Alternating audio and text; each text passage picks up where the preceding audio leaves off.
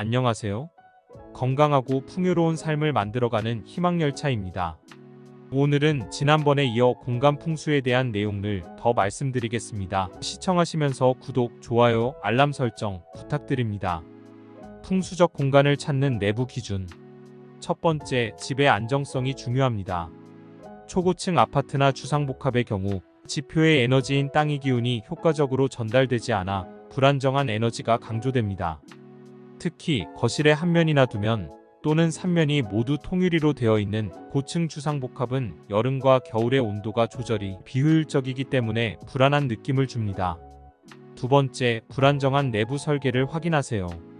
현관을 열었을 때 바로 부엌이나 침실, 특히 화장실이 마주하면 집의 안정성이 부족할 수 있으며, 화장실 변기에 앉아 현관문과 주 출입문이 보이는 상황은 불안감을 유발합니다. 세 번째, 방문과 창문의 위치에 주의하세요. 방문과 방문이 서로 마주보거나 창문과 창문이 서로 마주보는 상황은 에너지의 흐름을 방해할 수 있습니다. 현관문을 열면 바로 큰 창이 보이는 경우도 외부의 긍정적인 에너지가 집으로 유입되지 못하게 합니다. 이 경우 커튼이나 블라인드를 사용하거나 창 아래에 식물을 놓는 것이 좋습니다. 네 번째, 지형은 사각형 모양이 좋습니다. 부지의 모양이 불규칙하고 복잡하면 에너지의 흐름이 혼돈스러워지고, 삼각형처럼 예각이 있는 공간이 생기면 갈등과 불화가 생길 수 있으며 정신적인 영향을 미치게 됩니다. 다섯 번째, 수맥의 흐름을 방해하지 마세요. 만약 오랜 시간 동안 피로가 풀리지 않는다면 수맥을 확인해 보는 것이 좋습니다. 침실의 배치를 변경하거나 침대의 위치를 조정하거나 구리로 만든 동판을 바닥에 깔아 수맥의 영향을 줄일 수 있습니다. 여섯 번째, 땅의 기운, 지형의 특성을 이해하세요. 지형의 특성을 파악하는 것이 중요합니다. 공동묘지, 화장실, 도로 등의 지형은 불안정한 기운이 남아있을 수 있으므로 주의가 필요합니다. 고층 아파트에서는 땅의 기운의 전달이 제한되어 피로, 우울감, 불안감 등의 증상이 나타납니다. 또한 집이 협소해서 옆에 주택을 구입하여 벽을 허물고 연결하거나 확장하는 경우 경제적으로 어려움을 겪을 수 있습니다. 주종의 위계가 붕괴되고 대문과 현관, 부엌 등이 두 개가 되면서 안정성이 감소하기 때문입니다. 너무 큰 주택은 원활한 소통을 어렵게 합니다. 주택과 사람은 서로 조화를 이루어야 좋은 기운을 가집니다. 그러나 주택이 지나치게 커지면 사람의 온기가 전달되지 않기 때문에 생기가 미치지 못하는 구석 쪽으로 불균형한 기운이 쌓일 가능성이 커지게 됩니다. 이는 불길한 상태를 초래할 수 있습니다. 오랫동안 사용되지 않은 집과 같이 찬란한 기운이 느껴지지 않는 집들은 좋지 않습니다. 이와 같은 경우 가족들의 활동이 적은 지역에 식물이나 생활을 배치함으로써 온기를 부여할 수 있습니다. 주택의 크기는 개인당 6평에서 8평 정도의 공간이 적당합니다. 최대한 10평을 넘지 않도록 합니다. 4인 가족을 기준으로 24평에서 32평이 적절한 크기이며 40평을 넘지 않는 것이 바람직합니다.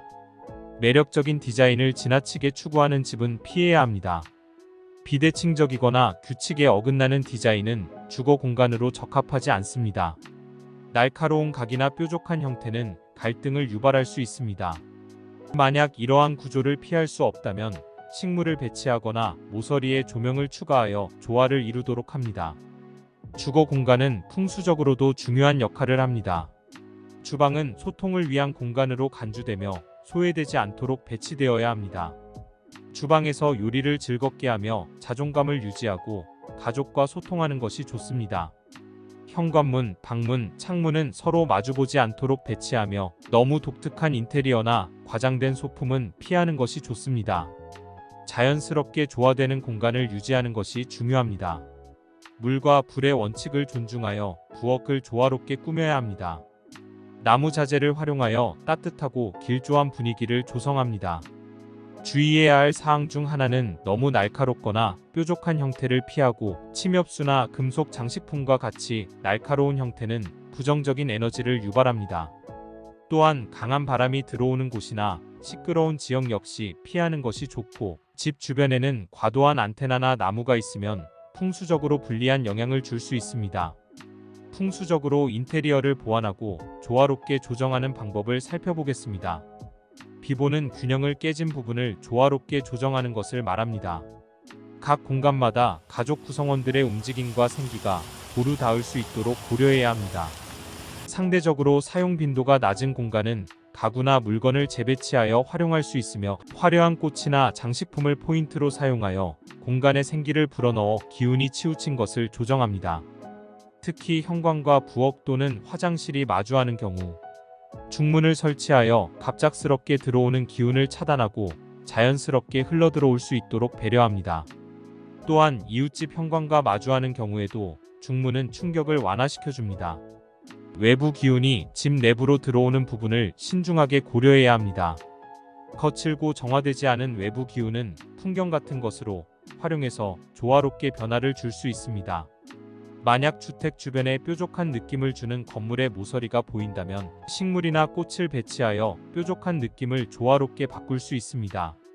긍정적인 기운을 허용하며 순환시키기 위해서는 집안의 복도를 깨끗이 정리하여 에너지의 원활한 흐름을 가능하게 해야 하고, 탁하고 무거운 기운이 쌓이지 않도록 주의해야 합니다. 현관은 밝고 깨끗한 상태를 유지하며 불필요한 물건들이 쌓여있지 않도록 관리해야 하겠고, 유행에 휩쓸리지 않는 모던한 인테리어가 집에는 풍수적으로 어울립니다. 단순히 예쁘게 보이거나 비용만을 고려하는 것보다는 실용성과 이유가 있는 디자인을 선택해야 합니다. 유행을 따라가거나 지나치게 장식된 디자인은 공간의 기운을 혼란스럽게 만들 수 있기 때문입니다. 가구와 소품의 배치를 통해 생기의 흐름을 원활하게 만들 수 있습니다. 각 공간에 어울리는 가구와 소품을 조화롭게 배치하고 주변과 조화를 이루도록 신중하게 인테리어를 설계합니다. 공간을 둘러보고 과하게 돋보이는 장식이나 소품은 치워주면서 기의 흐름을 방해하지 않도록 해야 합니다. 이번 영상은 여기까지이고요. 오늘 하루도 희망찬 하루 되시길 기원하며 영상 마무리하도록 하겠습니다. 오늘 영상이 유익하셨다면 주변 분들께 공유해 주시고요. 구독과 알람 설정해 주시면 다음 영상도 공간을 잘 활용하는 풍수 이야기를 가지고 찾아뵙겠습니다. 이상 희망열차였습니다. 감사합니다.